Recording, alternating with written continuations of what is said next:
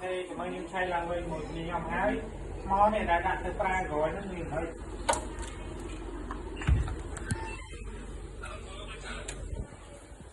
lâu pra đơn hết đơn lên tay nha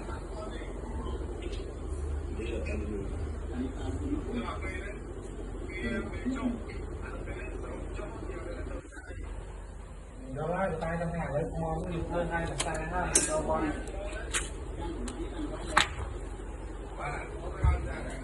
lớn ní mình cho nó với cái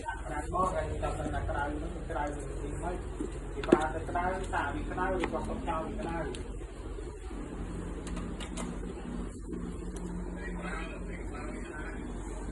mà nó mới làm một cái ba cái thì ba thì long lại lại làm này